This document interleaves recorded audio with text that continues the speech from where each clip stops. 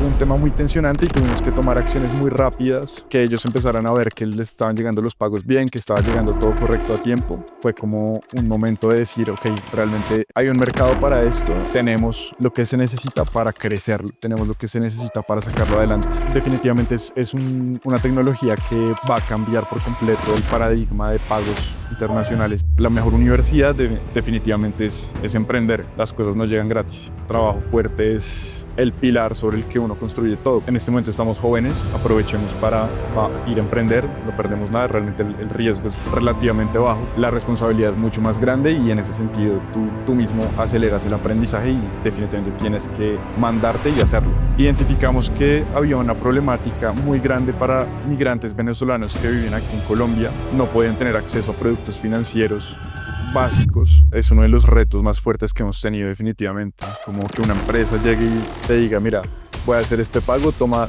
mis fondos, y sobre todo siendo una empresa tan nueva es un tema complicado.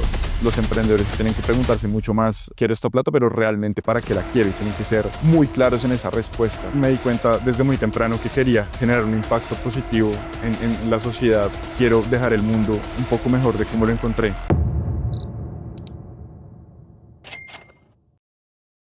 Bienvenidos todos a un nuevo episodio de la Academia del Éxito y les quiero hacer la siguiente pregunta.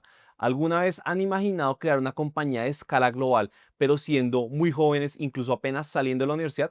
Pues de eso vamos a hablar el día de hoy con Julián Delgado, que es CTO de Zulu, una compañía que está revolucionando la forma en la que enviamos dinero al exterior y también recibimos. Julián, bienvenido al podcast de la Academia del Éxito. No, muchas gracias, Santi, a usted por la invitación. Para los que no lo conocen, me gustaría inicialmente preguntarle quién es Julián Delgado. Bueno, yo soy CTO de una empresa que se llama Zulu. Nosotros nos dedicamos a hacer temas de pagos internacionales para empresas. Tengo 27 años. Mi rol en Zulu está enfocado 100% en el tema de tecnología y producto.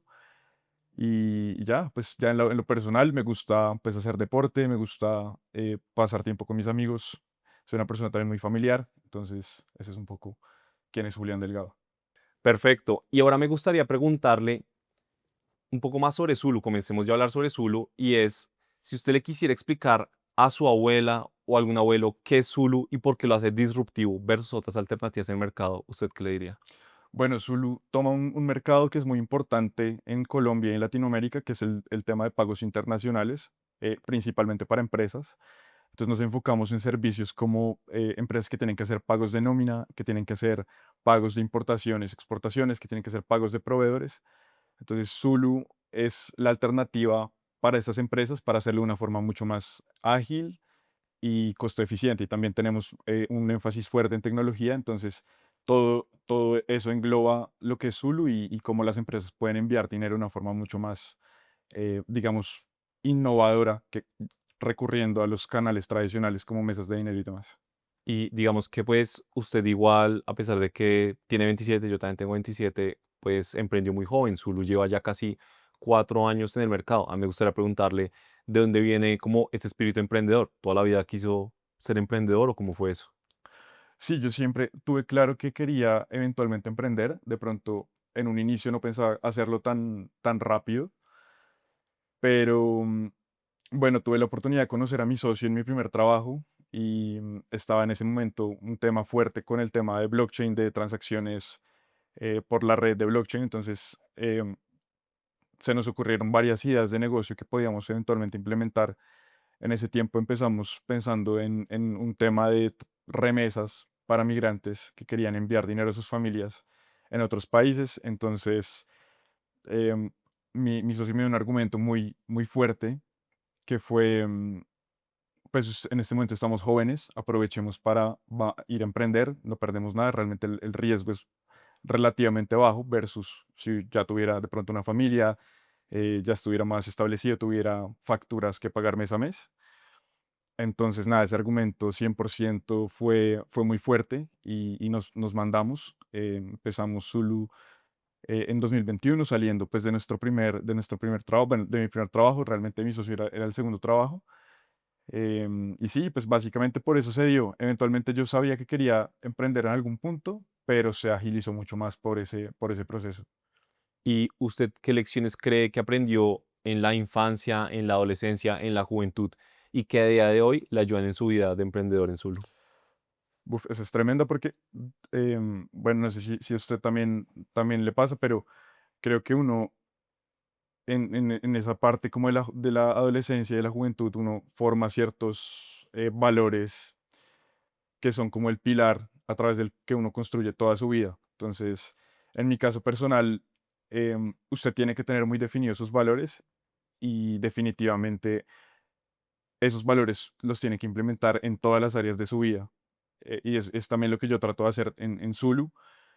Y pues ojalá que los valores de su empresa sean los mismos que usted aplica en su vida personal y también pues en todo su entorno y su familia. En mi caso, me di cuenta desde muy temprano que quería generar un impacto positivo en la sociedad de alguna forma.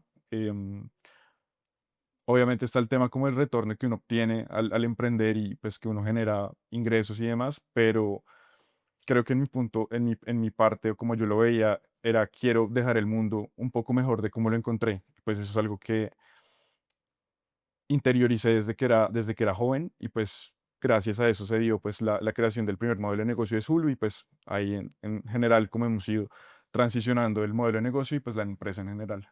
Y hablemos un poco sobre valores, me interesa hablar sobre eso. ¿Cuál diría usted que es ese valor que rige su vida y que también implementan en Zulu? Bueno, nosotros en Zulu tenemos tres valores principales, son la honestidad, la transparencia y el trabajo fuerte.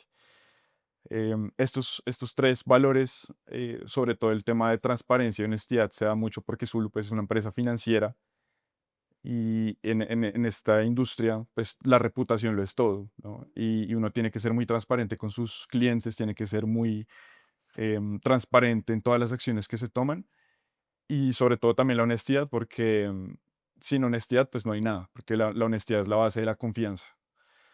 Y trabajo fuerte, pues también porque personalmente siento que el trabajo fuerte es el pilar sobre el que uno construye todo, porque realmente se puede tener talento, pero pues sin trabajo, o sea, vas a tener que trabajar, vas a tener que esforzarte.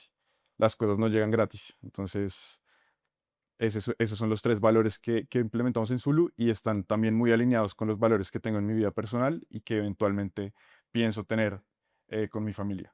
Y digamos que usted dijo que siempre quiso emprender, pero al final también algo que le ayudó a tomar la decisión fue pues que le dijeron, oiga, hagámoslo, este es el momento, no tenemos mucho que perder. Pero usted cree que quizá si eso no hubiera existido, usted igual hubiera tenido algún momento en donde usted hubiera dicho como, no, sí o sí, ya es el momento, sí o sí voy a emprender. Sí, definitivamente. O sea, mi plan, creo que los planes nunca salen como uno los piensa al principio, pero sin duda son necesarios los planes para llegar a algo.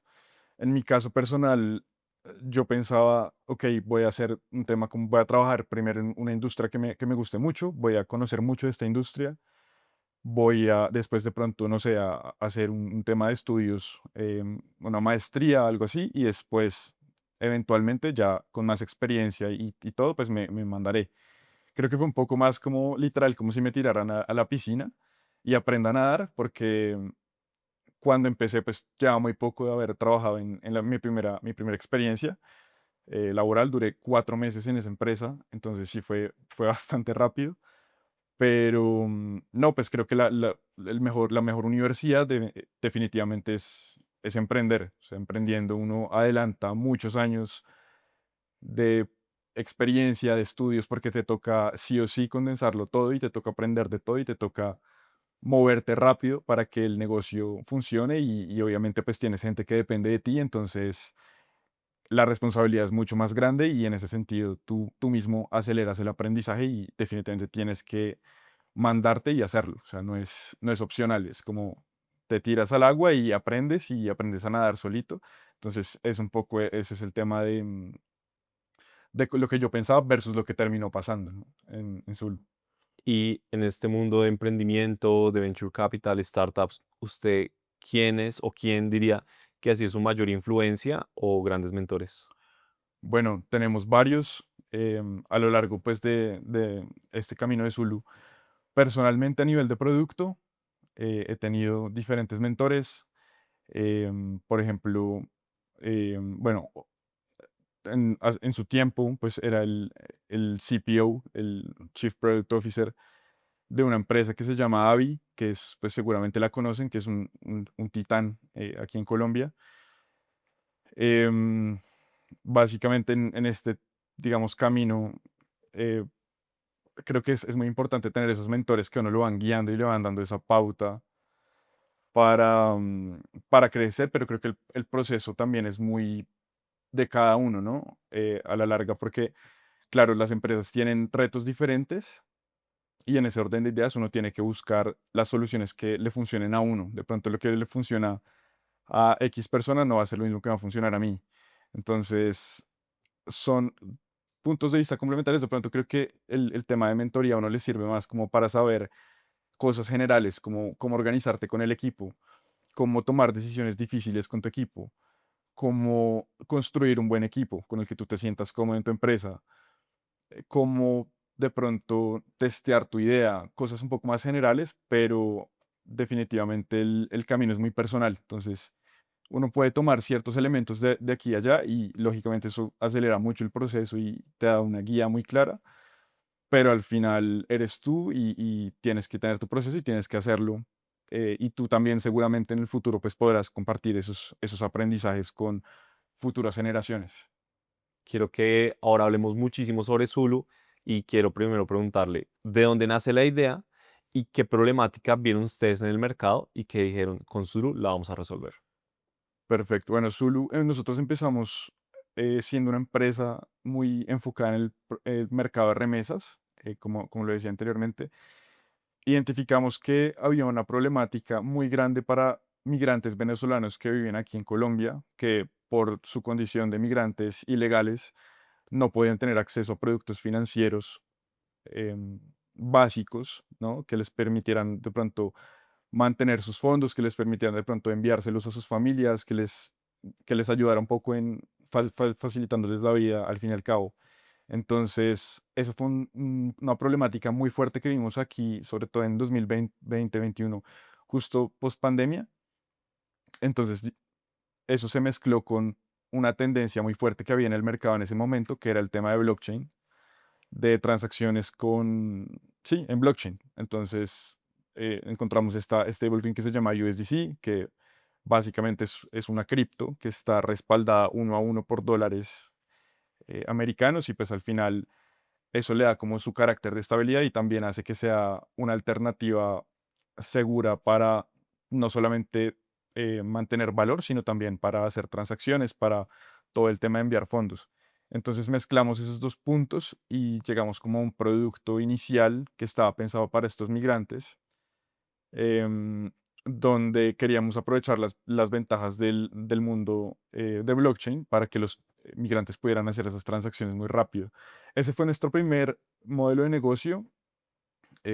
Después nos dimos cuenta de otra necesidad que había en el mercado, que era para personas que querían tener una cuenta en dólares, porque pues aquí en Colombia en los bancos no es posible abrir cuentas en dólares, o bueno, no era posible hasta hace muy poco. Y nos empezaron a pedir mucho ese producto, como, oigan, pero entonces su aplicación también funciona para este tema de guardar dólares. Entonces nos dimos cuenta, sí, eso es otro como uso que puede tener la aplicación. Y justo en ese proceso nosotros estábamos aprendiendo como todo el tema de transacciones, digamos, internacionales, porque nosotros teníamos que hacer el tema de, por ejemplo, bajar los fondos de la ronda que levantamos en Estados Unidos para pagar las nóminas aquí en Colombia y no estaba siendo fácil, o sea, estábamos teniendo muchas dificultades para hacer ese tipo de pagos porque en ese momento creo que había como un recelo fuerte del sector financiero tradicional con las empresas de cripto, que es lo que Zulu era en un principio, y pues nos dimos cuenta como que aquí hay otro mercado interesante que es el de los pagos internacionales para empresas. Entonces, Zulu, creo que nosotros fuimos nuestro propio cliente porque fuimos los que identificamos el problema, em, que se nos estaba dificultando mucho bajar esos fondos. Entonces, nosotros empezamos a bajarlos con los rieles que habíamos construido originalmente para el primer modelo de negocio. Y ahí fue que dijimos, ok, definitivamente esto es algo que funciona, algo donde la tecnología funciona para resolver este problema. Entonces decidimos tomar esa decisión de pivotear totalmente el modelo de negocio hacia algo enfocado 100% en empresas. Y pues como también fue un trade-off duro porque dijimos, ok, tenemos este mercado B2C, tenemos este mercado B2B para empresas, enfoquémonos en uno y saquémoslo adelante. O sea, no tratemos como hacer los dos al tiempo porque seguramente nos vamos a estrellar.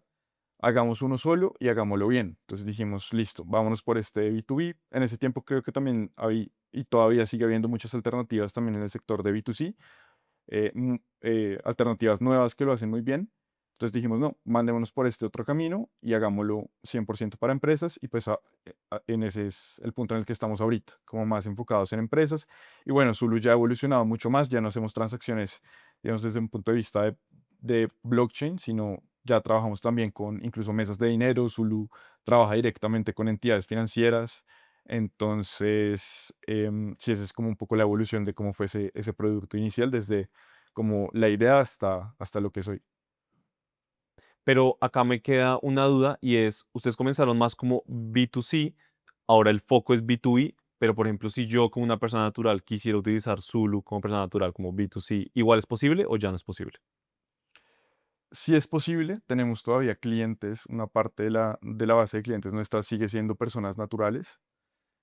Nuestro foco definitivamente no es las necesidades de una persona natural, es decir, nosotros construimos el producto centrándonos mucho más en las necesidades que tiene una empresa, porque son necesidades muy diferentes a nivel de, por ejemplo, reportes, de la forma en la que se hace el pago, en general, toda la experiencia también del pago, porque, digamos, una persona natural, pues eres tú y ya. De pronto una empresa tiene diferentes stakeholders, tienes la persona que es el tesorero, tienes el gerente financiero. Entonces, em, decidimos enfocarnos mucho más en esas necesidades puntuales de empresas, pero como persona sí es posible enviar fondos y recibir fondos con Zulu. Y digamos que obviamente cuando ustedes salieron al mercado había mucha menos competencia, había muchos menos jugadores dentro del mercado. A día de hoy hay muchos más. ¿Usted cómo diría que en la actualidad ustedes se diferencian de toda la competencia? Bueno, nosotros nos diferenciamos sobre todo en dos puntos, bueno, en tres, creo que es uno, el servicio muy personalizado. Nosotros a nuestros clientes les ofrecemos una experiencia donde el cliente se siente acompañado de principio a fin, que eso es como un punto que nos ha dado mucha relevancia también entre nuestros clientes. Recibimos mucho ese feedback, como a mí me gusta que ustedes me atienden personalmente y me guían desde el principio hasta el final del pago. Entonces, ese es un punto clave. Otro es el tema de rapidez. O sea, Zulu ha construido una infraestructura sólida, financiera, que nos deja procesar esos pagos de una forma muy rápida, que de pronto se diferencia con otras alternativas. Y también en temas de precios. Nosotros tenemos un motor que básicamente enruta los pagos según la mejor alternativa. Entonces, podemos recibir una serie de parámetros en la entrada del pago y con base en esos parámetros definimos cuál es la alternativa más eficiente para ese pago puntual y para el cliente. Entonces, optimizamos al máximo también el precio en ese sentido. Entonces, diría, son esos tres puntos principalmente. Y ustedes al ser parte del sector fintech, startupero, básicamente hay una presión muy grande por crecer. ¿Cómo uno logra crecer una compañía de pagos internacionales tan rápido y con un equipo pequeño? Bueno, definitivamente tuvimos el, la bendición de tener todavía estar en la parte inicial de cuando todavía no había explotado como la burbuja del VC, que explotó como en 2022. Entonces Zulu alcanzó a hacer un par de rondas de financiación con el modelo de VC. Eso definitivamente nos ayudó un montón al inicio, sobre todo para empezar, para poder contratar el equipo inicial, para poder empezar también a invertir en marketing, a testear ideas, a iterar el producto. Entonces, definitivamente eso sí nos ayudó bastante. No diría que lo es todo, porque eventualmente sin esa financiación hubiéramos llegado al punto en el que estamos, pero de pronto nos hubiéramos demorado un poquito más en poder y hubiéramos de pronto sido un poco más conscientes en ese primer momento de realmente ser muy críticos al contratar, por ejemplo, de iterar muy bien y testear muy bien las ideas antes de mandarnos. Entonces, creo que eso nos ayudó bastante, pero no, definitivamente ha sido pues un camino acelerado, o sea, hemos, sobre todo creo que siendo como jóvenes, pues existe también ese estigma en el sector financiero de que los bancos a uno de pronto no lo ven como el más serio. Entonces ha sido también un tema de construir mucha reputación. Desde que empezamos se ha hecho un trabajo muy fuerte con bancos, se ha hecho un trabajo muy fuerte de, mire, este es Zulus, estos somos nosotros, hacemos las cosas bien, por favor véanos, o sea, como un poco abrirnos también a que pues estas entidades vean que Zulu pues es un jugador que pues se está esforzando por hacer las cosas bien y que no por ser jóvenes, pues significa como que no sepamos lo que estamos haciendo. Entonces, sí ha sido acelerado, pero también ha sido em, de mucho esfuerzo en construir esa reputación y en poder llegar al punto en el que estamos de que trabajamos con muchos bancos. Y justamente usted acaba de mencionar algo de levantamiento de capital. Me gustaría un poco conocer más cómo esa historia, cómo fue que lo levantaron, cuáles son como esos consejos más importantes que haría a la hora de levantar capital y quizá algunos errores. Mm,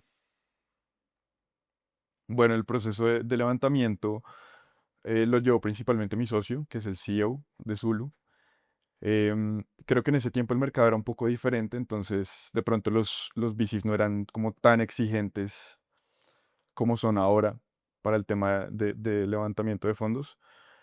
Em, Nosotros en ese momento creo que lo que los fondos vieron fue más como el drive que teníamos, como de sacar la empresa adelante. Estábamos recién empezando, entonces nuestro primer approach al tema de VC fue muy temprano, todavía estábamos terminando de desarrollar muy bien la idea, estábamos levantando de pronto unas listas de espera para gente que quisiera eventualmente utilizar el producto y creo que esa como tracción inicial de como de que eventualmente el producto iba a tener demanda fue algo que nos ayudó en esa primera ronda. Después nos demoramos muy poquito tiempo en salir al mercado, entonces pudimos salir con una primera versión de la app que era malísima, la verdad, o sea, no funcionaba tan bien, pero también en esa versión primera de la app empezaron a llegar muchos usuarios nuevos y eso definitivamente nos dio tracción y nos ayudó a hacer la siguiente ronda, que fue la serie Seed, que fue la segunda ronda que hizo Zulu. Y nada, creo que es principalmente en ese momento lo que nos funciona a nosotros, pero creo que el mercado ahorita está un poco diferente y sobre todo como si alguien en este momento está pensando en recurrir a VC, pues tiene que tener en cuenta que los fondos ahora buscan cosas un poco diferentes. Los fondos ahora están buscando más, digamos, temas de experiencia, por lo menos una experiencia validada en el sector en el que se va a crear la empresa. Están buscando ya obviamente mucha más tracción, poder ver como más números, más demanda real y de pronto algo ya en funcionamiento. Entonces, sí, sin dudas, ha cambiado mucho el mercado de cuando nosotros hicimos las dos series versus lo que es hoy. Hoy en día es definitivamente mucho más exigente y mucho más concienzudo y creo que ahora pues, los emprendedores sí tienen que preguntarse mucho más como, oiga, quiero esta plata, pero realmente para qué la quiero y tienen que ser muy claros en esa respuesta. No puede ser como, no, voy a levantar porque voy a crecer. No es que crea el plan estructurado y dime exactamente qué vas a hacer paso a paso para que yo te dé estos fondos como VC. Entonces, eso es lo que ha cambiado un poco versus cuando empezamos. Y quiero que hablemos un poco sobre las presiones que tiene un negocio cuando levanta capital, como cuáles son esas responsabilidades de ustedes que hacen una ronda de levantamiento pre-semilla, semilla, cuáles son esas responsabilidades y ustedes cómo lo cumplen frente a sus inversionistas. No, pues definitivamente es el tema del crecimiento. O sea, cuando se hace una inversión tan grande, pues versus un negocio tradicional, se espera que el crecimiento sea mucho más acelerado. O sea, lo que a una empresa normalmente le tomaría años, pues se espera que a una empresa de este tipo le tome meses o semanas. O sea, que es literalmente semana a semana sea un crecimiento muy acelerado. Entonces, esa es como la principal presión que entra cuando se hace una inversión de ese tamaño y que fue en nuestro caso también. En nuestro caso, pues, ¿cómo le respondemos a los inversionistas? Es con números, con crecimiento. O sea, enviamos reportes mes a mes y vamos mostrando la evolución del crecimiento y de la base y cómo están creciendo los números, no solamente en clientes, sino, bueno, en nuestro caso, pues nuestras métricas son temas de volumen, obviamente temas de revenue y pues también creo que ahorita se busca la rentabilidad mucho más rápido, entonces ese es otro punto importante, como que demostrar que no solamente estás creciendo en tus métricas, digámoslo, como número de usuarios, volumen, etcétera, sino que también estás creciendo a nivel financiero, como que estás buscando ese punto de equilibrio donde tu empresa ya es rentable y puedes extender la caja al infinito y pues obviamente eso da más tranquilidad, ¿no? Como que el negocio funciona y que es un negocio probado que funciona y que los números del negocio pues te dan positivos y que es algo que si lo escalas pues va a tener un retorno positivo. Y hay algo, digamos, que me parece muy importante, es que pues el venture capital, levantar capital es una alternativa, pero no lo es todo. Por ejemplo, también es muy famoso el bootstrapping, crecer a punta de tus propias ventas. Usted dijo que el entorno de ustedes, finales de 2021, era muy distinto al que tenemos hoy. Estoy totalmente de acuerdo con eso, pero centrémonos en el hoy. Si usted estuviera hoy justamente en el mismo proceso, ¿usted qué haría? ¿Usted levantaría capital? ¿Sería como su primera opción? ¿O más bien tomaría un enfoque de crecer a través de bootstrapping de sus propias ventas? Uf, esa es una buena pregunta. Nunca me lo he planteado realmente, pero em, pues es muy fácil decir ya como, no, pues no levantaría porque pues ya tenemos mucho más conocimiento y sabemos de pronto cómo es la entrada al mercado, con qué jugadores tienes que moverte, cómo son los procesos. Entonces, de pronto, la primera respuesta que se me viene a la mente es, no levantaría otra vez. Intentaríamos hacerlo con bootstrapping, pero pues definitivamente está sesgada mi respuesta porque estamos en un contexto muy diferente a cuando empezamos, que de pronto no sabíamos muy bien cómo empezar, no sabíamos muy bien a quién recurrir, entonces sí ha cambiado, sí cambiaría mi respuesta. O sea, definitivamente en este momento mi primera respuesta es no levantaría otra vez. Quiero que hablemos de la rentabilidad y es que ustedes en Sul lograron algo que incluso la mayoría de startups desafortunadamente no logra y es llegar a ser rentables. Quiero saber cómo lograron ser rentables y pues relativamente en un corto periodo de tiempo. Bueno, el tema de la rentabilidad. Bueno, básicamente cuando hicimos el pivot al modelo B2B, dijimos, ok, hagamos el producto de forma que sea rentable desde el primer momento. O sea, no sacrifiquemos márgenes, no sacrifiquemos de pronto los unit economics, sino mandémonos con un modelo que funcione desde el momento cero. Entonces, no, como no tanto financiar como ese crecimiento artificial que de pronto se puede dar en algunas ocasiones que uno pone caja para subsidiar de alguna forma el producto y que los clientes crezcan desde el principio, sino hacerlo un poco más orgánico, como pues siempre teniendo un margen positivo, pero que igualmente sea pues algo atractivo para el mercado, para las empresas. Entonces, creo que esa es como la clave de poder llegar a la rentabilidad eventualmente, que es tener esos números muy claros desde el principio y que sea un modelo probado y validado también financieramente. No solo que tengas como product market fit y que tengas demanda, sino que el modelo esté probado financieramente y que los números te den. Entonces, esa es la principal clave para poder ser rentables en un periodo más corto de tiempo.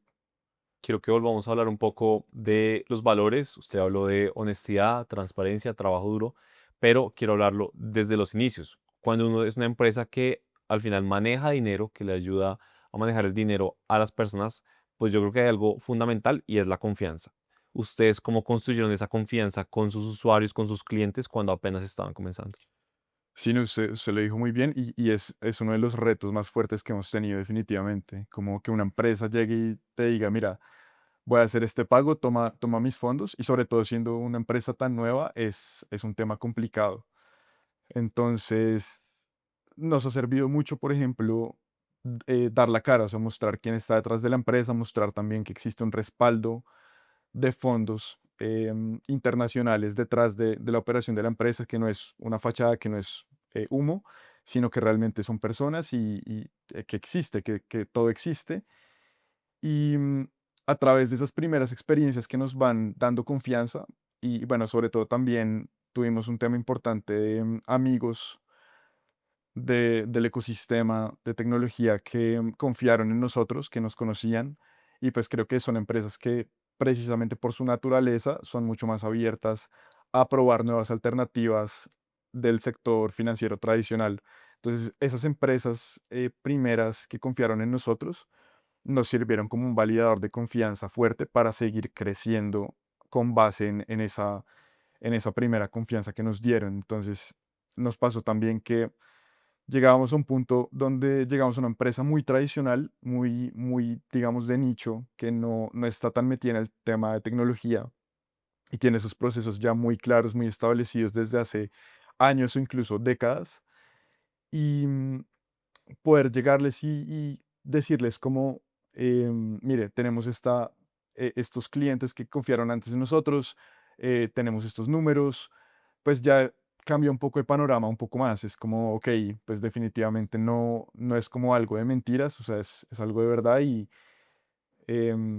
nos hacen pruebas, dicen, bueno, empezamos enviando, no sé, una parte de nuestra operación por el canal de ustedes y otra parte por donde la hemos enviado siempre y pues vamos probando y pues ahí poco a poco vamos capturando ese mercado. Entonces es siempre como utilizar la validación de otros clientes anteriores y también ir construyendo la confianza poco a poco con el cliente, que es una relación que es de años, de varios años de estar con el cliente, de entender muy bien sus necesidades, de entender cómo Zulu puede mejorar para cada vez servirle mejor. Entonces, ha sido ese proceso muy largo y definitivamente llegas a un punto en el que ya el cliente incluso hasta te puede recomendar. Entonces dice como le puedes ir a otras empresas como sí, pues con Zulu me ha ido bien y eso te abre muchas más puertas.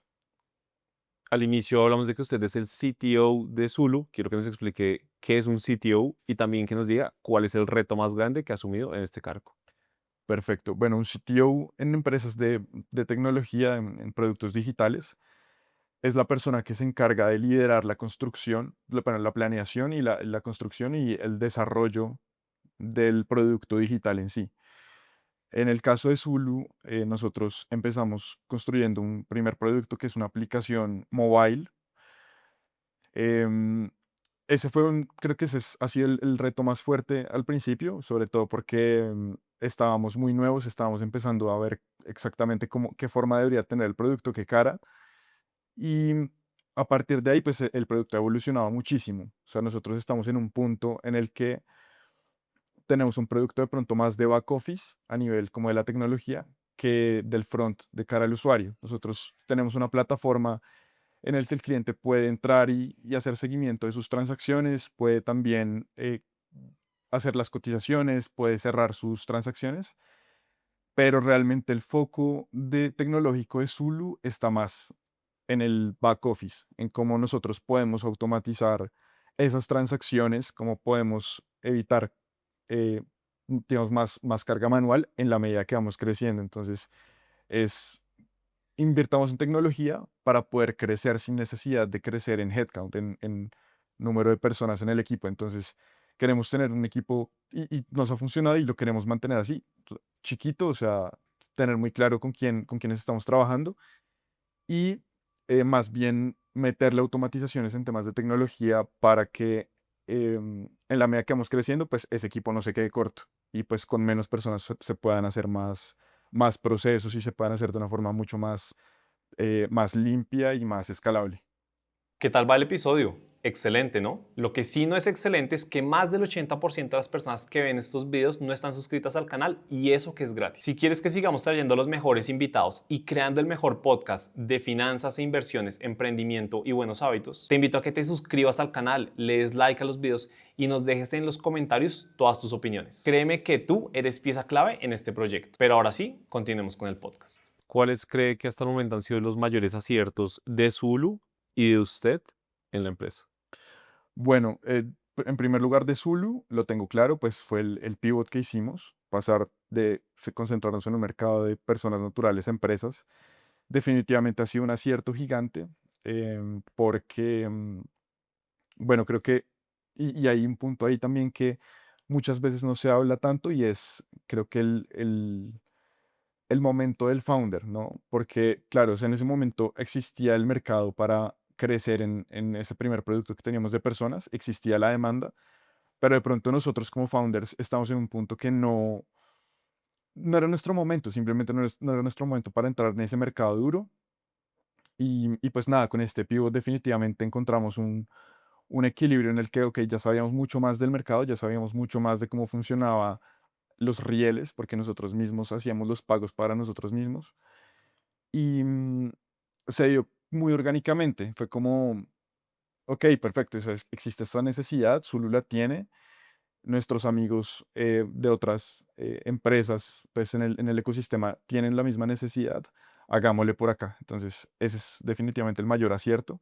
De pronto, si hubiéramos seguido por el lado de B2C, hoy en día estaríamos en una posición, puede ser de desventaja, porque pues ya siento que el mercado está un poco saturado, también ha llegado muchos temas de neobancos, de muchas alternativas, incluso internacionales, para hacer exactamente lo mismo, entonces de pronto estaríamos compitiendo en un mercado un poco más saturado.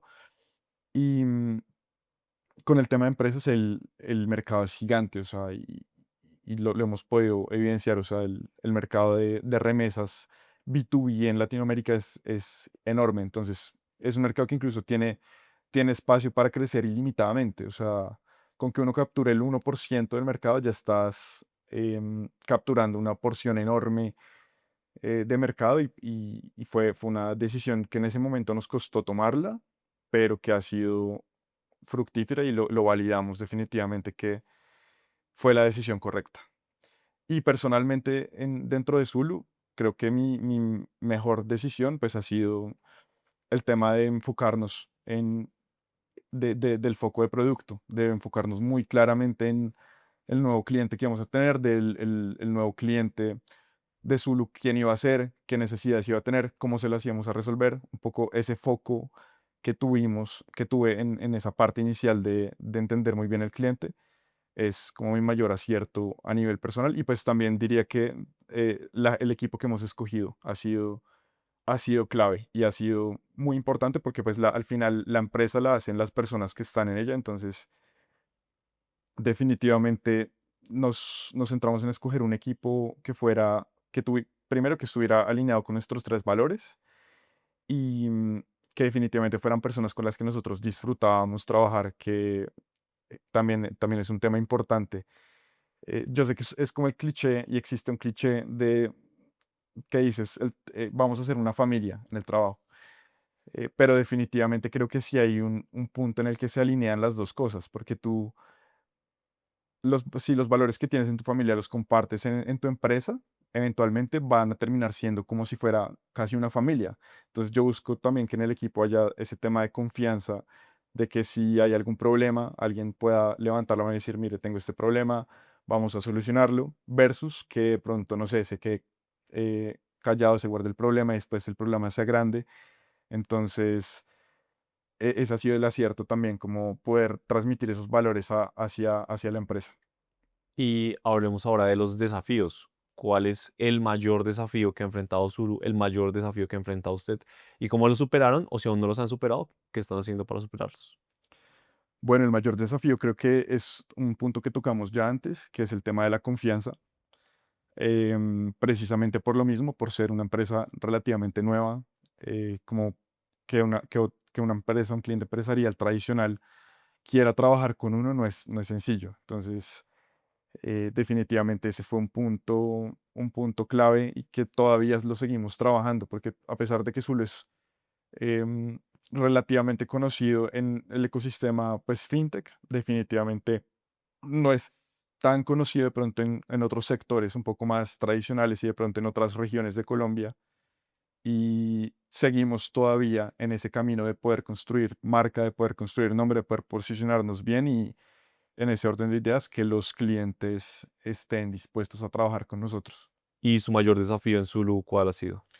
Bueno, mi mayor desafío creo que em, ha estado desde el punto de vista de tecnología y de producto, en que Zulu, digamos, nosotros tenemos muchos canales de operación, nosotros operamos por muchas vías distintas. Entonces, las transacciones en Zulu, digamos, una misma transacción que a priori es, no sé, un envío desde Colombia a Estados Unidos, puedo tener dos pagos iguales, pero por detrás operarlos de 20 formas diferentes por la variedad de canales que nosotros tenemos. Entonces, creo que ha sido poder construir un producto lo suficientemente flexible y escalable para soportar operaciones por cualquiera de los canales que nosotros tenemos. Ese definitivamente ha sido un desafío grande, no solo mío, sino pues del equipo de tecnología y de producto en general.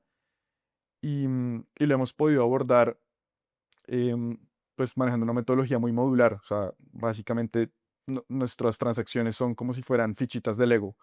Entonces, no es como un bloque, digamos, un ladrillo que es estático, sino nosotros tenemos fichitas, que cada fichita es como un proveedor o un canal de operación, y según la transacción podemos armar el producto con las fichas que se necesiten para esa transacción en particular.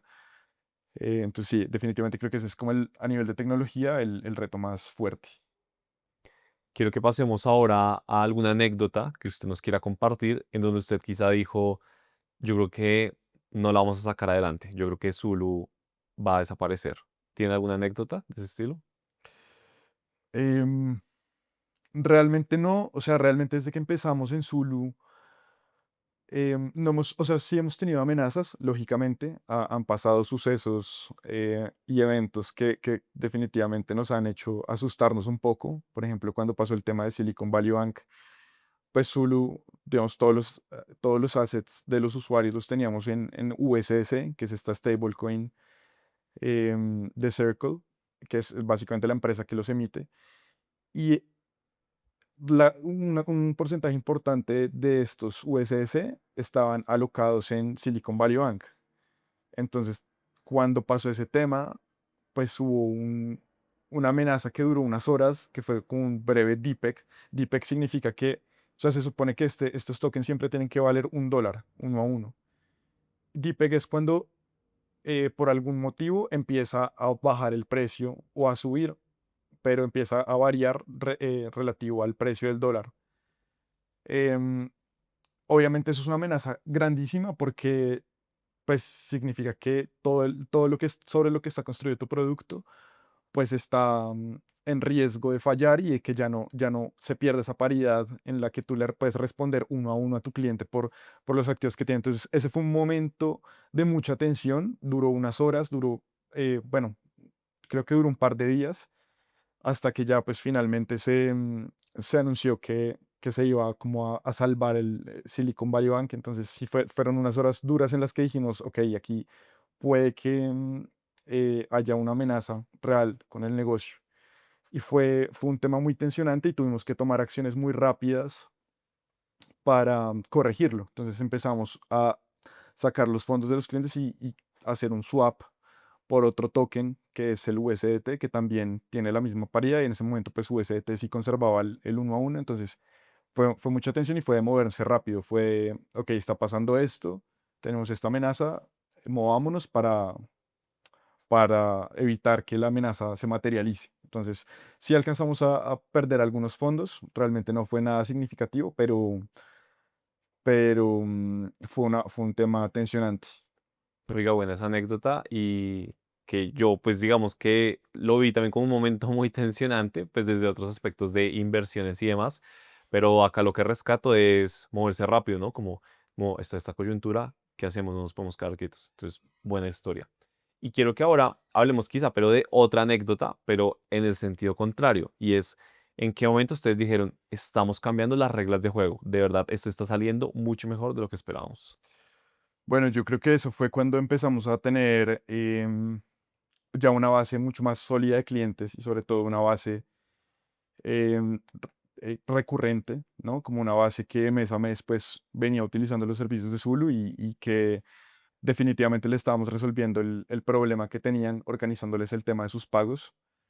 Creo que el primer momento en el que nos dimos cuenta de que realmente sí había una oportunidad y que la estábamos materializando fue con los primeros clientes que tuvimos, con esos primeros clientes que comenté anteriormente, que eran empresas de tecnología, y que ellos empezaran a ver que les estaban llegando los pagos bien, que estaba llegando todo correcto a tiempo. Fue como un momento de decir, ok, realmente hay un mercado para esto y tenemos lo que se necesita para crecer, tenemos lo que se necesita para sacarlo adelante. Y ya creo que ese es como el principal momento en el que dijimos, ok, sí, definitivamente aquí se pueden cambiar las reglas de juego con tecnología y vamos a hacerlo. Más allá, digamos, del éxito financiero de la empresa, me gustaría preguntarle en el largo plazo, ¿cuál es el impacto social y financiero que ustedes se sueñan lograr con Zulu? Bueno, nosotros definitivamente aspiramos a convertirnos en la principal alternativa para enviar pagos cross-border para empresas en Latinoamérica.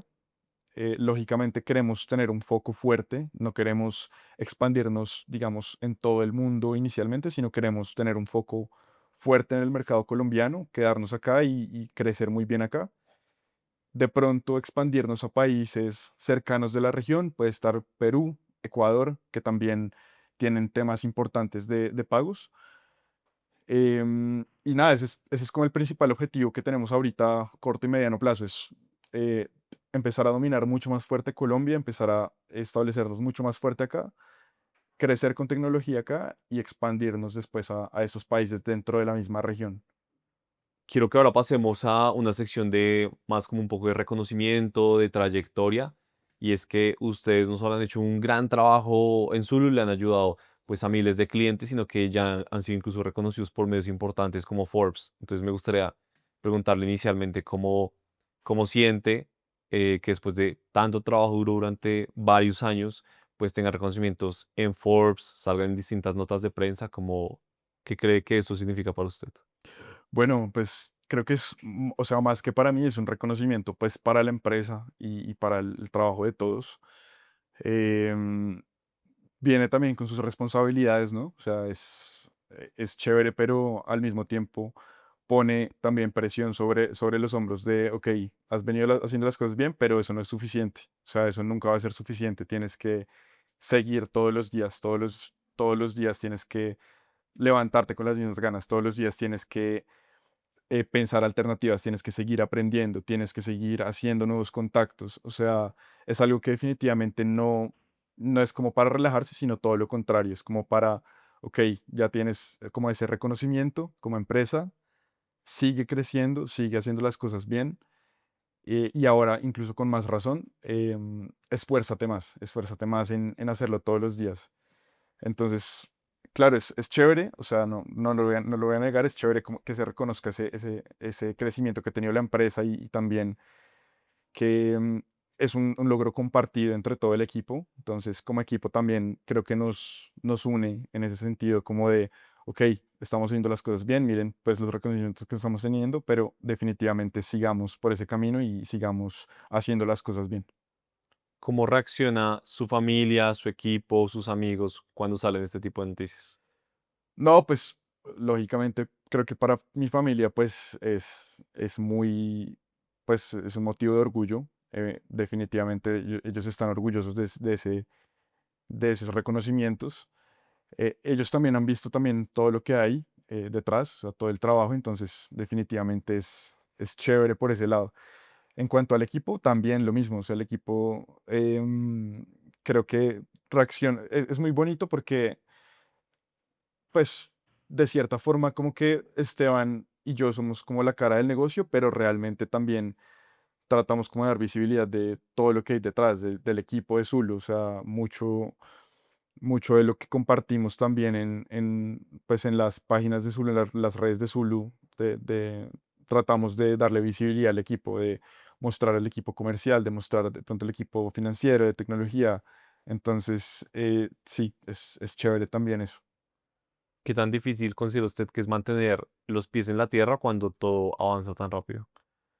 Bueno, yo creo que es cuestión de nuevamente ceñirse a los valores y porque uno empezó. Entonces, claramente es chévere esos reconocimientos y como que te dan de cierta forma motivos para seguir adelante, pero tienes que siempre tener claro ¿cuál es la razón por la que empezaste, no? O sea, todos los días es el primer día, entonces piensa realmente en por qué empezaste con Zulu, por qué empezaste con esta empresa, y es el tema del impacto social. O sea, nosotros empezamos esto también para generar una mejora en el mercado colombiano, de poder ayudar primero a las personas y ahora a las empresas en Latinoamérica.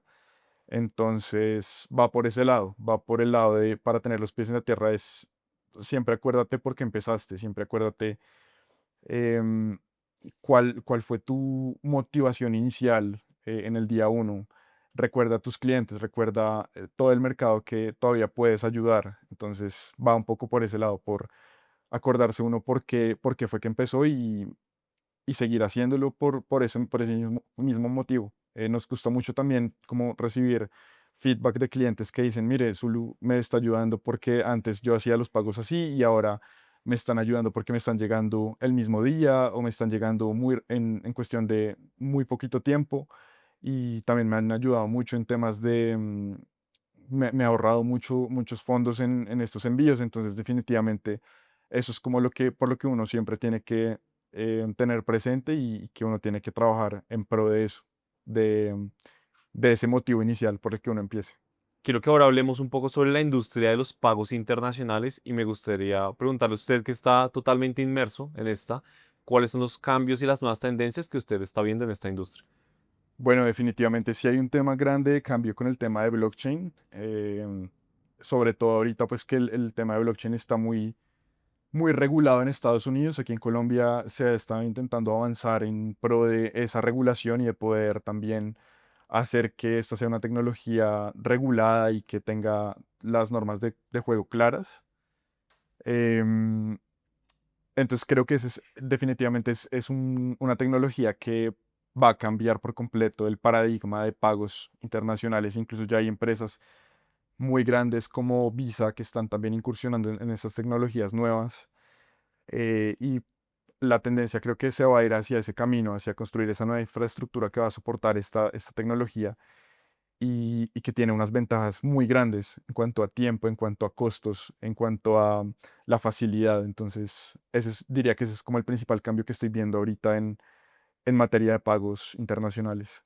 ¿Y qué oportunidades usted considera que existen para emprendedores hoy en día en la industria de fintech? Bueno, definitivamente hay muchas oportunidades, sobre todo aquí en Latinoamérica. Es un tema que siempre ha estado y es, Colombia es una población supremamente desbancarizada en este momento. O sea, y no solo eso, sino que gran parte de las transacciones hoy en día se siguen haciendo por efectivo. Luego vienen llegando tecnologías nuevas como Breve o iniciativas que intentan un poco cambiar ese paradigma y bancarizar mucho más a la gente y eventualmente pues empezar a ofrecerles otros productos financieros interesantes como acceso a crédito y demás. Pero definitivamente sí hay un tema, sí hay una oportunidad muy grande, y pues ahorita con el tema de Breve creo que va a empezar a se van a empezar a abrir muchas más puertas, va a empezar a haber mucha más gente que ya no utiliza efectivo, sino que de pronto hace todos sus pagos digitales, que ya de pronto también tienen nuevos productos digitales como billeteras, como neobancos, como incluso billeteras con activos en cripto. Entonces, definitivamente sí hay una oportunidad muy grande, es encontrar una necesidad puntual en el mercado y enfocarse en esa y enfocarse sobre todo en hacerla de la mejor forma posible, siempre pensando muy bien en ese usuario colombiano que de pronto está recién incursionando en temas de bancarización. ¿Cómo es ese usuario? ¿Cómo se comporta? ¿Qué productos se le pueden llegar a ofrecer que sean atractivos y también que hagan sentido con su estilo de vida y que hagan sentido con sus hábitos financieros y con sus hábitos de pronto de ahorro, de inversión, de gasto y demás? Entonces, definitivamente sí hay muchas oportunidades en esta industria. Para mí el éxito está en entender muy bien a ese usuario que por primera vez va a acceder a ese tipo de servicios y que no lo venía haciendo antes. ¿Cuáles son los errores más comunes que usted considera que cometen competidores y bancos tradicionales en este sector? Yo creo que el tema de rigidez y sobre todo el tema también de pronto de no darle la misma atención a todos tus clientes, ¿no? Porque siento que actualmente el tema de entidades financieras se prioriza mucho también según el tamaño del cliente. Y pues es algo que también Zulu quiere cambiar mucho. Nuestros principales clientes, nuestra base de clientes principales son empresas pymes. Entonces, creo que pues el éxito también de Zulu es en darle el mismo tratamiento a alguien que es un super cliente que a alguien que de pronto recién está empezando con su empresa, recién está empezando a importar o exportar o que por primera vez está expandiendo a otros mercados y quiere como ese acompañamiento de, ok, es las primeras veces que lo voy a hacer, ¿cómo lo puedo hacer? Entonces creo que ese es un poco uno de las principales, en mi opinión, en cuanto al mercado de B2B, de principales falencias que se tienen en las soluciones actuales, que Zulu pues también quiere cambiar un poco esas reglas de juego. Tratemos de hacer un ejercicio como de predecir el futuro y quiero que usted me diga cómo se imagina que va a cambiar la regulación en esta industria y también la tecnología en el futuro. Perfecto. No, yo creo que definitivamente es algo que va a ser regulado eventualmente. O sea, Colombia, pues ya estamos viendo que nos estamos quedando atrás versus otros países que ya están mucho más avanzados en materia de regulación, donde la adopción también de la adopción del tema de blockchain se está dando mucho más fuerte.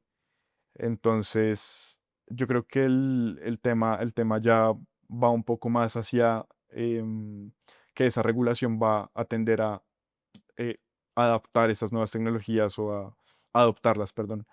En ese sentido también se van a abrir muchas más oportunidades de nuevos productos que puedan entrar a este mercado. Y la segunda pregunta era de Era como, o sea, como ve el tema de la regulación, pero también como un cambio tecnológico muy grande. el cambio tecnológico. No, pues el cambio ya está. O sea, yo creo que el tema del cambio es que la tecnología pues siempre va antes que la regulación. Eso es natural, o sea, es normal que eso pase. Pues la tecnología ya está. O sea, tenemos ya el tema de blockchain. Ahora es la regulación es la que tiene que ponerse las pilas para, sobre todo aquí en Colombia tenemos que ponernos las pilas con ese tema para que no nos quedemos atrás contra otros países que ya nos están cogiendo mucha ventaja y que lo están aprovechando mucho mejor y que es algo que nos va a pesar en el futuro si no lo hacemos rápido y lo hacemos bien, porque vamos a tener como una desventaja competitiva versus otras empresas de otros países donde ya ese tema está regulado y donde ese tema ya funciona muy bien y es más fácil crear empresas con con esas condiciones de mercado. Entonces, la tecnología ya está, es más, la regulación tiene que em, centrarse en sacarla y sacarla bien. Ya hemos hablado mucho sobre blockchain y la importancia de este. Incluso creo que muchas personas piensan que el blockchain es algo totalmente nuevo cuando esto lleva muchos años. Pero me gustaría preguntarle, ¿cuál cree usted que será la tendencia en el futuro distinta al blockchain o que tenga que ver algo con blockchain y que va a cambiar la forma en la que nosotros manejamos nuestro dinero a escala global? Bueno, el tema del blockchain es que conceptualmente es una tecnología que es extremadamente buena. Entonces, conceptualmente la tecnología de poder hacer transacciones por redes de blockchain ya es tan buena que difícilmente se pueda llegar a mejorar. O sea, definitivamente es algo que llegó para romper paradigmas y para romper muchos temas de cómo ven las finanzas tradicionalmente y cómo se ven las transacciones tradicionalmente. Entonces, es difícil pensar en una tecnología mejor que blockchain para resolver ese tipo de pagos o ese tipo de necesidades. Entonces, yo creo que va más enfocada hacia de qué forma vamos a empezar a adoptar el blockchain para poder cubrir esas necesidades eventualmente.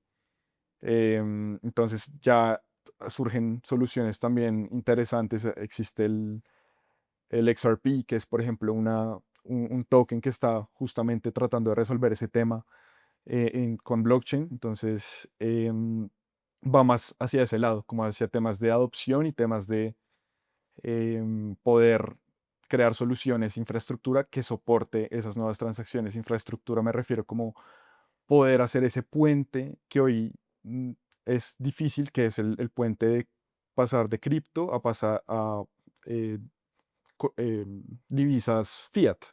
Entonces, ese es como el principal reto, como ese puente entre esas dos y hacia allá es donde yo creo que va a estar el éxito de poder adoptar tecnologías de esta en el futuro, poder hacer ese puente entre los dos mundos y también entre el, digamos, blockchain y mundo real. O sea, yo quiero ir a pagar algo con cripto y cómo lo hago. Entonces ya hay soluciones que lo están haciendo y lo están haciendo muy bien. Entonces, para mí va en ese sentido, como en poder adoptar estas tecnologías haciendo que sean interoperables con el día a día de la gente y con la vida real.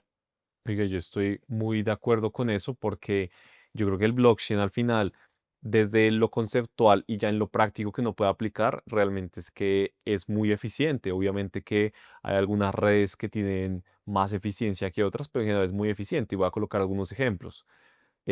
Casos reales de mi vida. ¿Qué me pasa? A mí me parece increíble cómo una persona desde cualquier parte del mundo me puede enviar dinero a través de USDC, USDT u otra cripto a través de ciertas redes blockchain y que el costo sea de 1 centavo, 10 centavos, menos de $1, cuando un banco tradicional te puede cobrar $30, $50 más.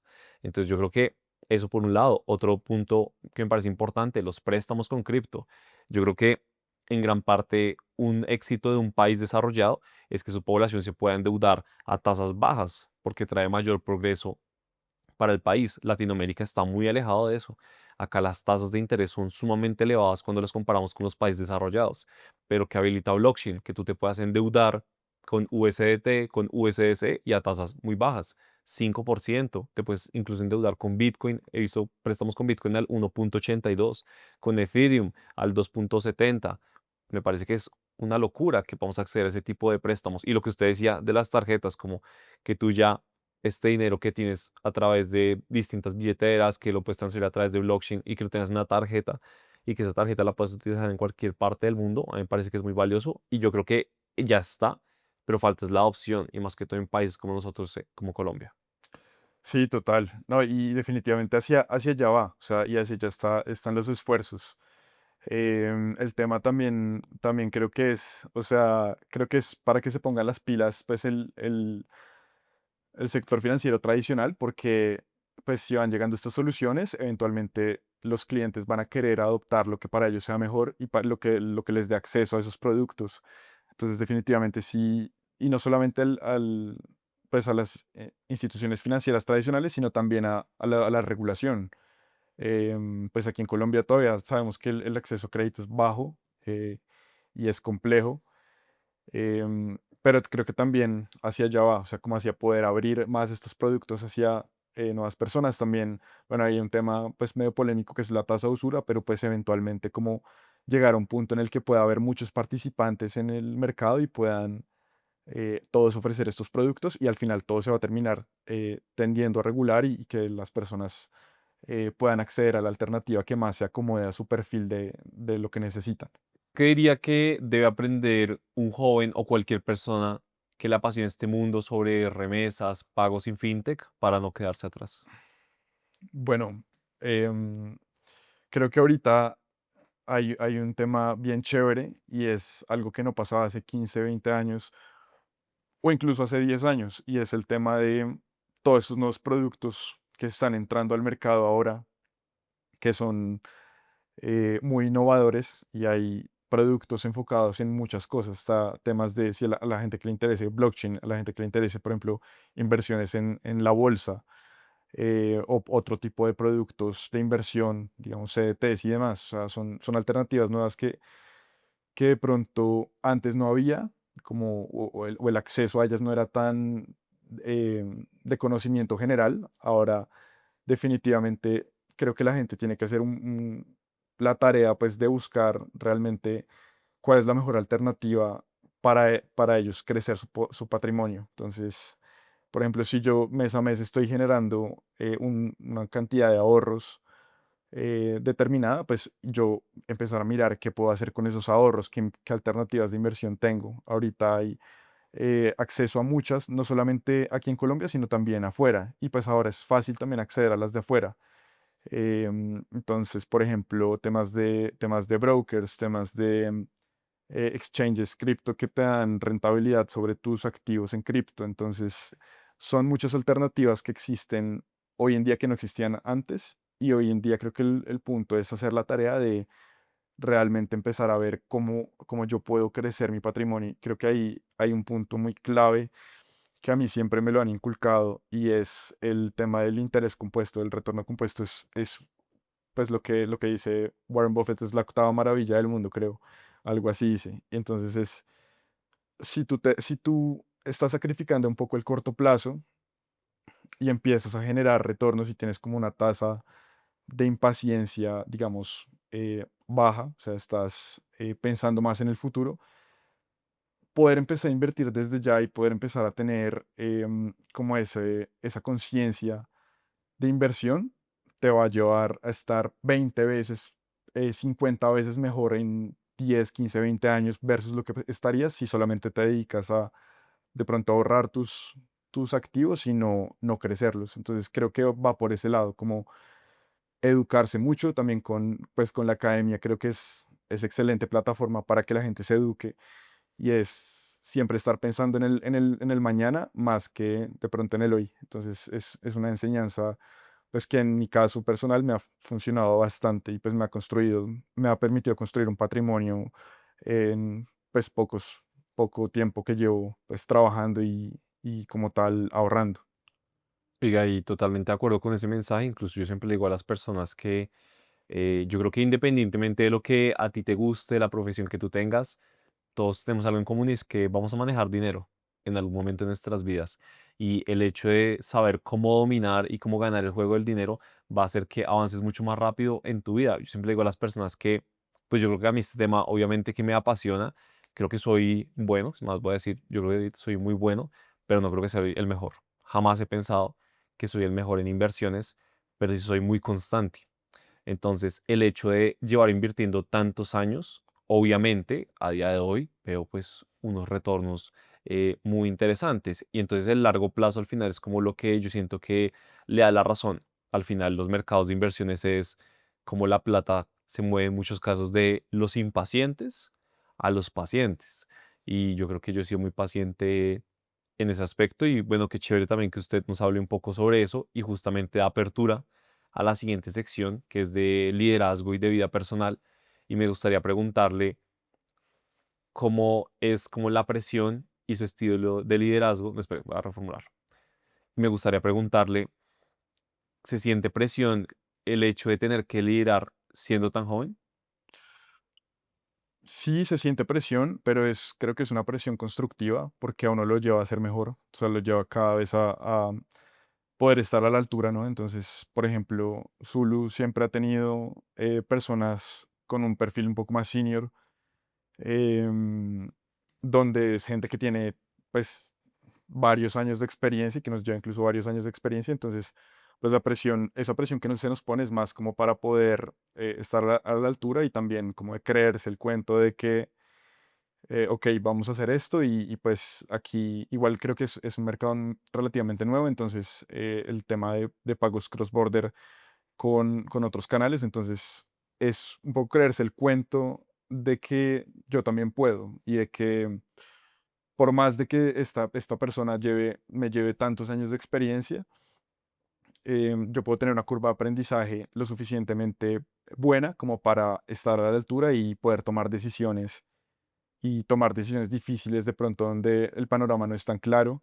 Entonces, esa presión va más hacia ese lado, como hacia poder estar a la altura y también de poder guiar al equipo en el camino correcto. ¿Y usted alguna vez ha dudado de sí mismo o ha pensado en rendirse? Uf, esa es buena pregunta.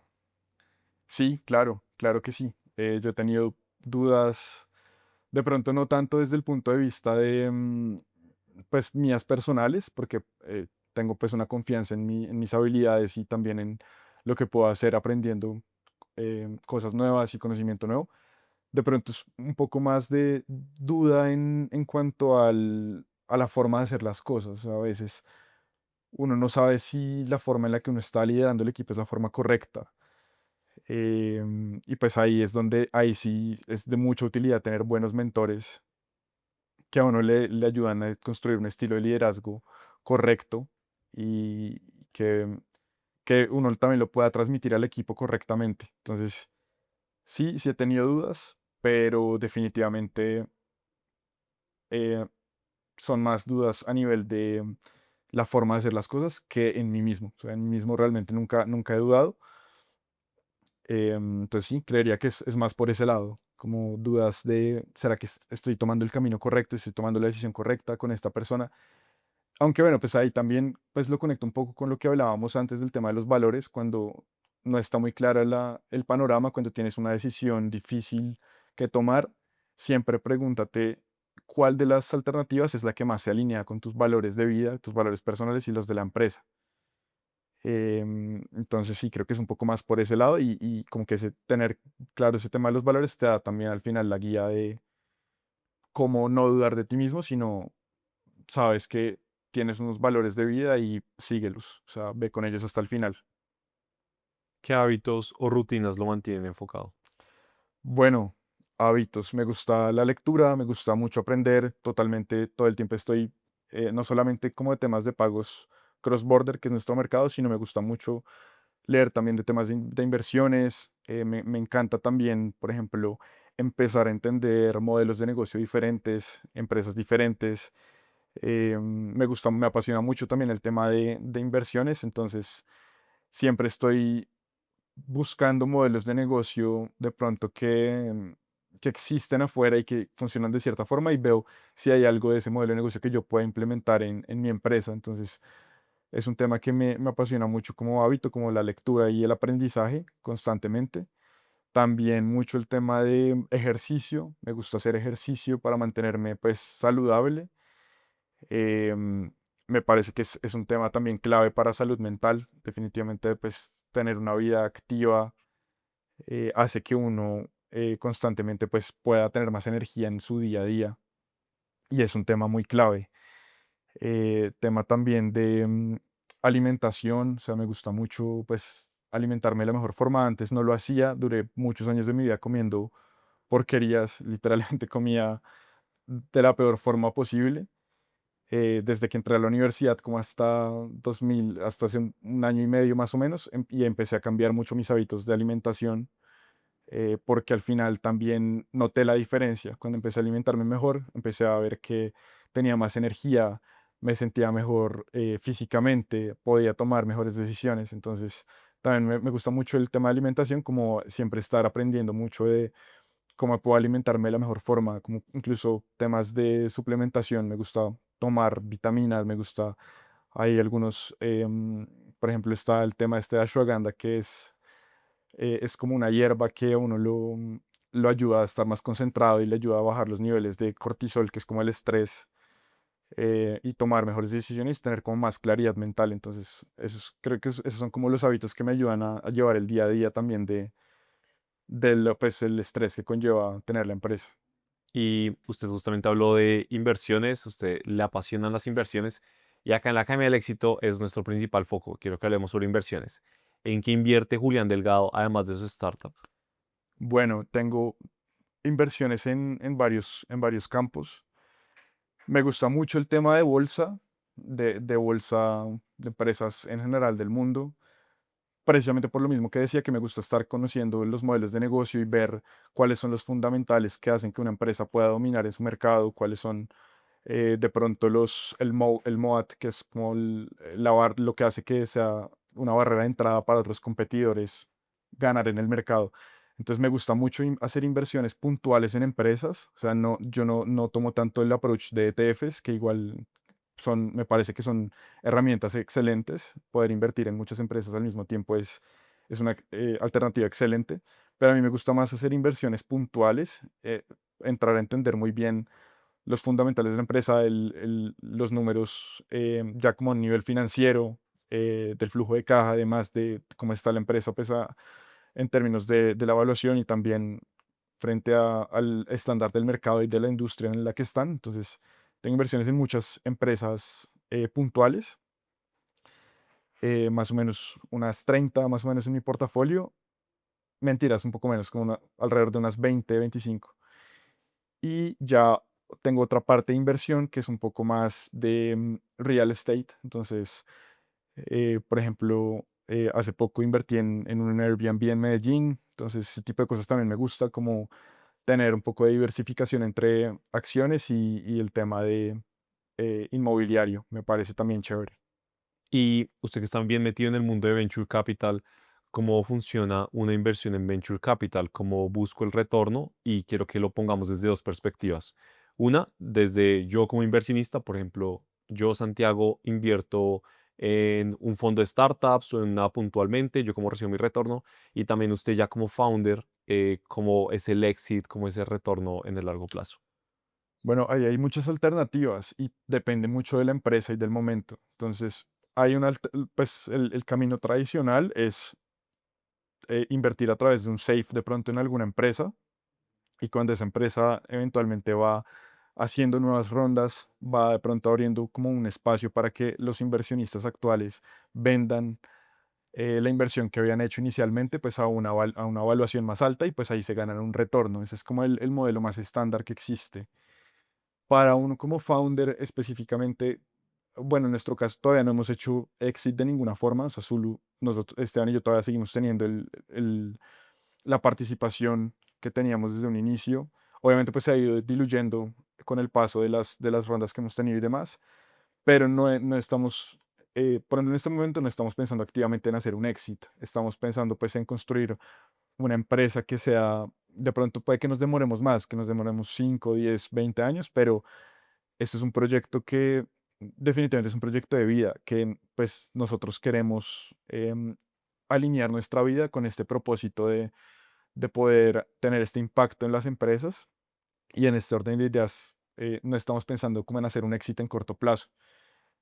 Pero sí se podría, y eventualmente creo que es como uno de los puntos más chéveres del VC, y es poder tener retornos muy altos, mucho más altos de los que se podría tener de pronto invirtiendo en una empresa que ya está pública, pero también tiene sus riesgos. Y los riesgos son muy tangibles, y es que pues hay un porcentaje alto de estas empresas que no la logra y que lamentablemente fracasan. Entonces, creo que una persona que quiere empezar a invertir en VC, lo primero es entender por qué quiere empezar a invertir en VC. O sea, si es que de pronto tiene un apetito de riesgo, o es altamente tolerante al riesgo y busca inversiones que puedan tener un upside muy alto, pero pues también teniendo en cuenta que puedes perderlo todo. O sea, puede que todo lo que estás invirtiendo, pues la empresa cierre y te quedaste sin nada. Entonces, sí, ese es el primer punto, como entender cuál es mi apetito de riesgo, por qué quiero invertir en VC, y definitivamente tiene que haber una evaluación concienzuda y fuerte, no solamente como de el equipo y el mercado, sino también pues de la idea de negocio. O sea, tiene que ser como una evaluación 360 para que sea recomendable para una persona, digamos, de a pie invertir en una empresa en VC. Por eso es que normalmente en este tema pues son más fondos pues los que hacen este tipo de inversiones, porque ellos ya tienen unos portafolios donde tienen decenas, incluso hasta cientos de empresas, y pues ellos saben manejar su riesgo. Ellos saben como, ok, de todas estas empresas que voy a invertir, yo estimo que este porcentaje de pronto me va a permitir hacer un exit, y esto va a pagar las inversiones que de pronto no terminan funcionando. Entonces tiene que ser como un análisis muy claro, porque si yo solo voy a hacer una inversión en una empresa de VC, pues es casi que un todo o nada. O sea, y la posibilidad de que sea nada, de hecho, es más alta. Entonces, ese es como mi recomendación para alguien que quisiera invertir en una empresa como en temas de VC. Y expliquemos muy brevemente qué es un SAFE. Bueno, un SAFE es básicamente un contrato donde tú estás adquiriendo una participación en la compañía a cambio de un monto que tú entregas, que es la inversión como tal. Entonces, la empresa, cuando va a hacer este tema de financiación, pues tiene una valoración de mercado, y pues con respecto a esta valoración, dependiendo del monto que tú entregues, pues te va a corresponder un porcentaje u otro. Entonces es como un vehículo que se tiene para que fondos y personas pues puedan invertir en empresas de este tipo que todavía no son públicas.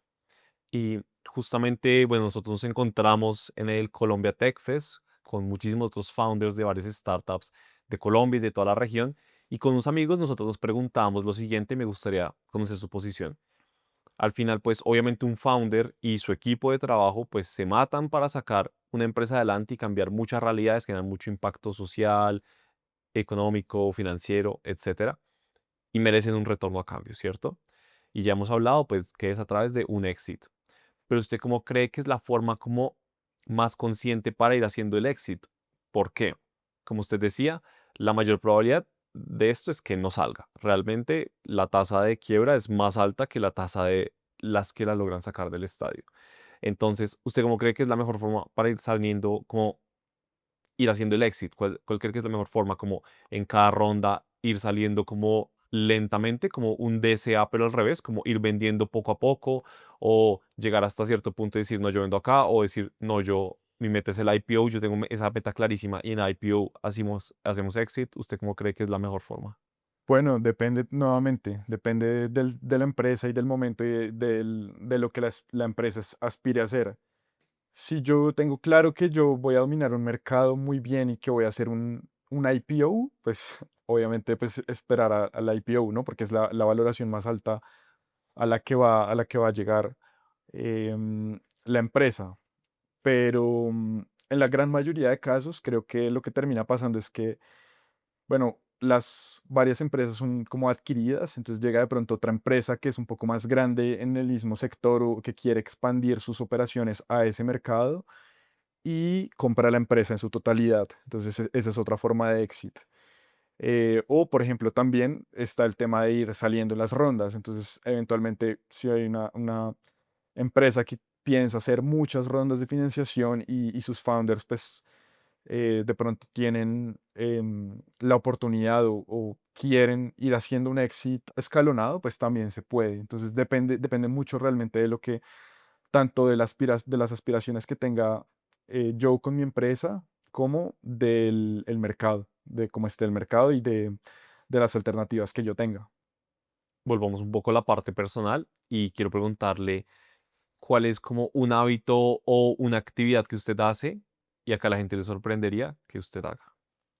Uf, que a la gente le sorprendería, yo creo que meditar, porque a veces como que, em, bueno, no sé, como que tengo a veces la mente en desorden y me sirve mucho meditar para poder empezar a entender exactamente cómo mi día y sobre todo por la mañana, cómo planear muy bien mi día. Entonces lo hago como, es como una sesión de meditación, pero a la vez como de introspección de, ok, como, ¿qué pasó ayer? ¿Qué va a pasar hoy en mi día?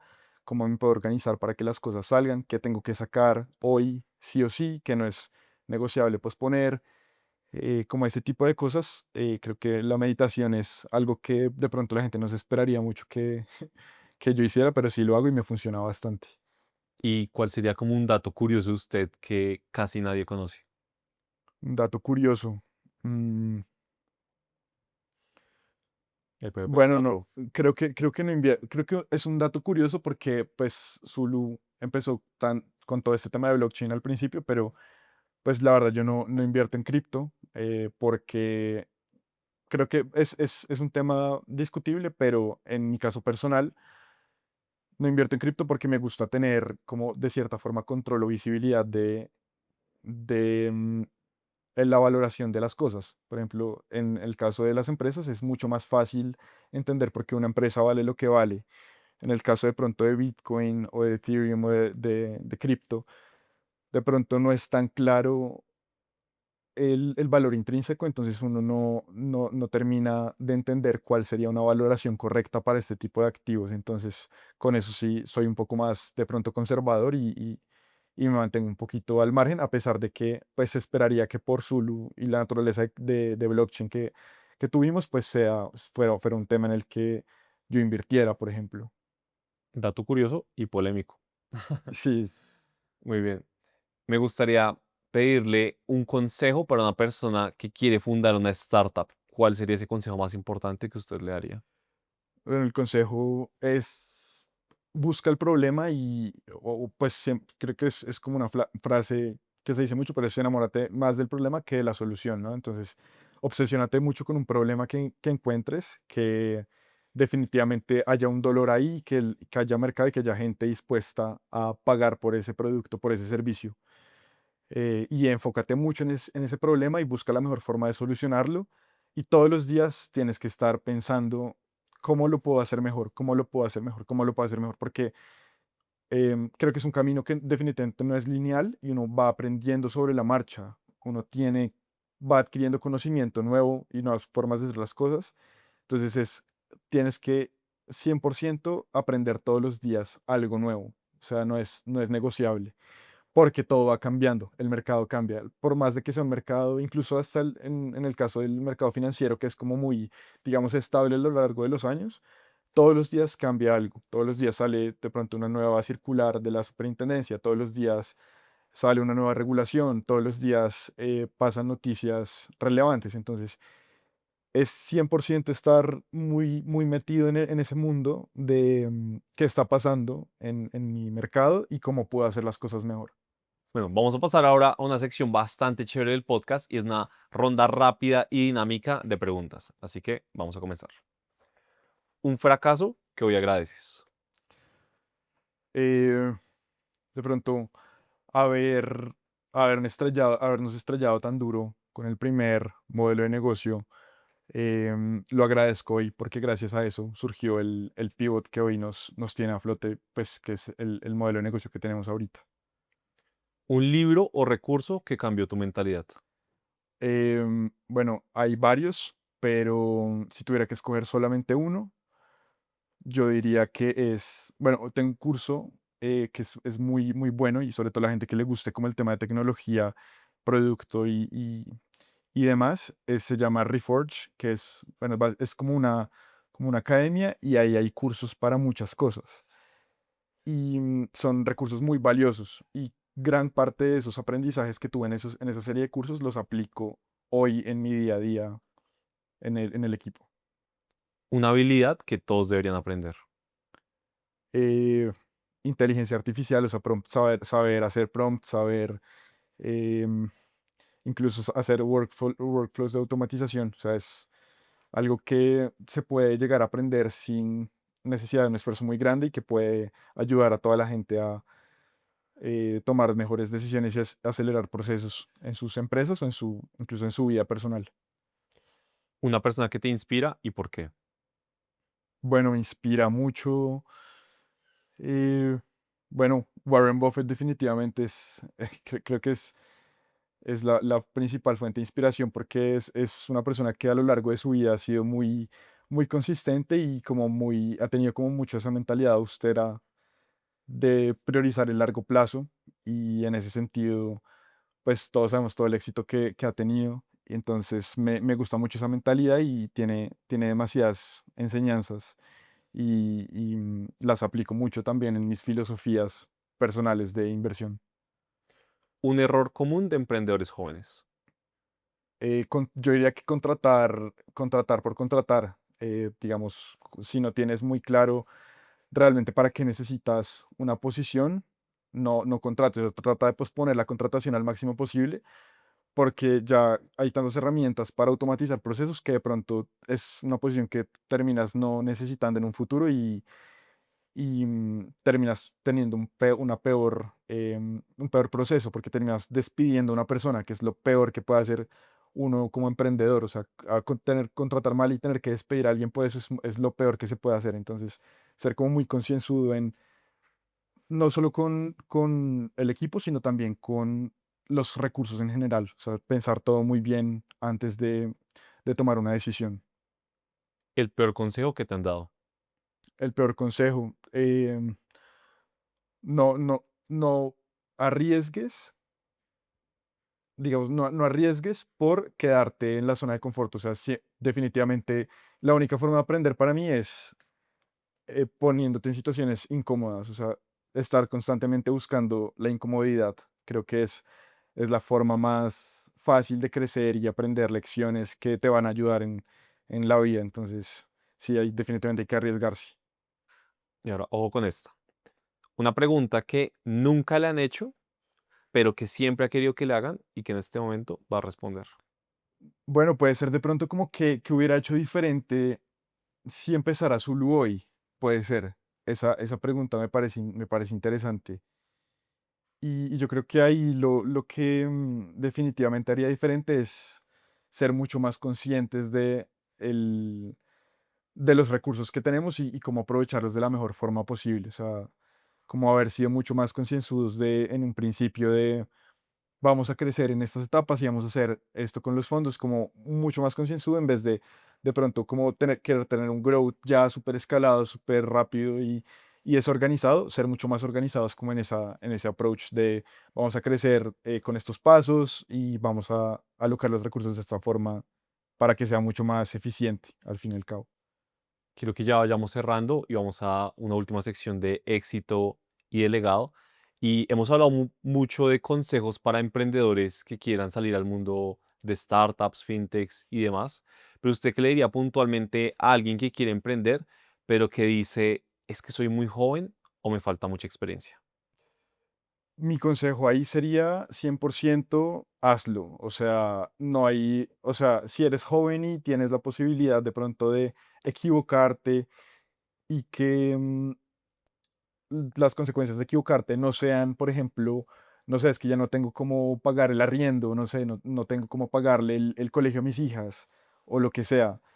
Si eres joven y tienes la posibilidad de arriesgarte, hazlo porque no va a haber ninguna consecuencia, digamos, negativa. Para mí es un gana-gano, porque puede que, ok, fracases o lo que sea, pero vas a aprender algo que definitivamente va a ser muy valorado en el mercado y te va a abrir muchas puertas. Vas a conocer mucha gente que eventualmente también te pueden ayudar en caso de que lo necesites. Entonces, no, hazlo porque definitivamente es la única forma de lograrlo, de aprender y de crecer. Entonces, si alguien está pensando, hágalo porque si no, mañana se va a arrepentir. Si no lo hago hoy, mañana me voy a quedar pensando en qué hubiera pasado si lo hubiera intentado y de pronto hubiera funcionado. ¿Qué sigue para Zulu en los próximos años? Bueno, lo que decía anteriormente, queremos consolidarnos mucho en el mercado colombiano, empezar a ser como una alternativa ya donde las empresas recurrentemente pues puedan empezar a hacer sus pagos internacionales y expandirnos también regionalmente. Perú y Ecuador son nuestro foco también. Si usted pudiera colocar una cartelera en Bogotá y que todas las personas la leyeran en Colombia, ¿qué diría? Yo le diría, yo creo que esa cartelera debería decir, Nunca vas a ser tan joven como hoy". Y para mí es un mensaje que, o sea, toda la gente lo tiene que tener presente en su día a día y es cómo voy a aprovechar esta oportunidad nueva que tengo, que me dio la vida de un día más para hacer las cosas mejor, para crecer. Entonces, recuerda que nunca vas a ser tan joven como eres en este instante. O sea, incluso en una semana, en un mes, en 6 meses, no vas a ser la misma persona que eres hoy. Entonces, haz lo mejor de hoy para aprovechar tu vida al máximo. ¿Qué es el éxito para usted?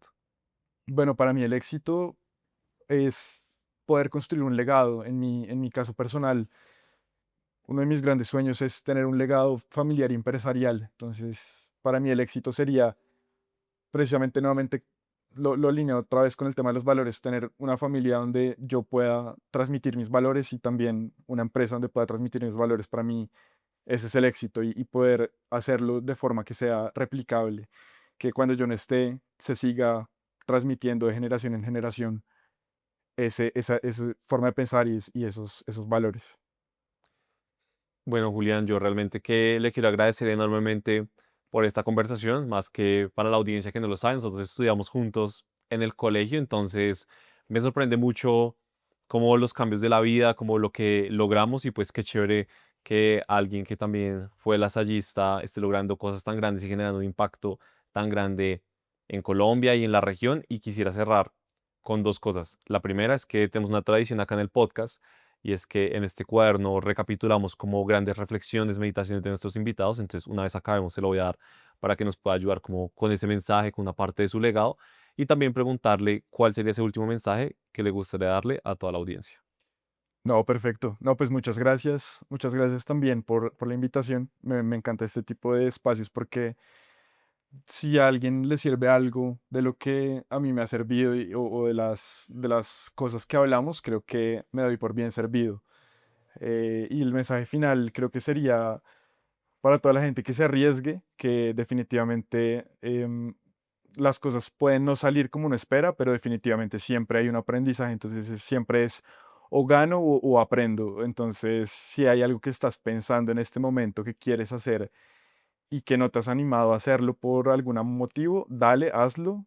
Obviamente hazlo de una forma pensada, o sea, no lo hagas a la loca, pero piensa muy bien en lo que quieres hacer y arriésgate y hazlo, porque definitivamente no hay peor sensación que haberse quedado con las ganas de haber hecho algo y no haberlo hecho.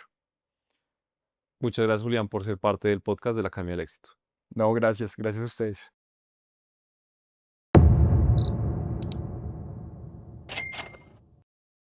Sabía que te ibas a quedar hasta el final y me alegra que te haya gustado el episodio.